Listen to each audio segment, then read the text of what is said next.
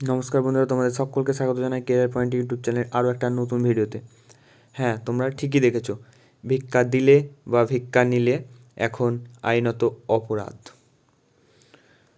এই অনেকেই ভিক্ষাবৃত্তি করে পেট চালান, তবে বিভিন্ন মতে বা বিভিন্ন পর্যবেক্ষণ করে দেখা গেছে যে এই ভিক্ষা করেই অনেক ব্যক্তি আছে যাদের 70 থেকে 80 লক্ষ টাকার মালিক, শুধু এই ভিক্ষাবৃত্তি করেই তাদের এই ইনকাম করেছে তারা।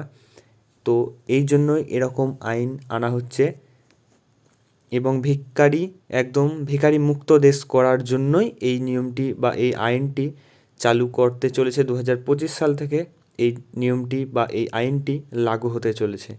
আপনি যদি ভিক্ষা দেন তাহলে আইনত অপরাধ বলে ঘোষণা করছে।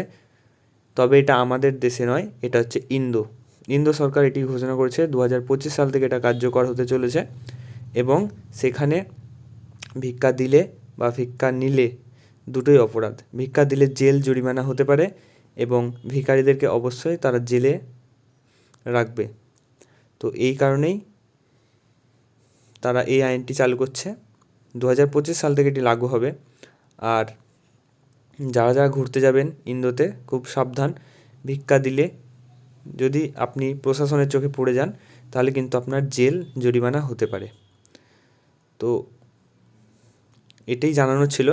এই রকম বিভিন্ন অথেন্টিক আপডেটগুলো, নিউজগুলো জানার জন্য আর চাকরি সংক্রান্ত অথেন্টিক আপডেটগুলো পাওয়ার জন্য আমাদের চ্যানেলটিকে অবশ্যই সাবস্ক্রাইব করে পাশে থাকুন এবং ভিডিওটি ভালো লাগলে আপনি অবশ্যই লাইক করুন, কমেন্ট করুন, শেয়ার করুন বন্ধুদের সাথে।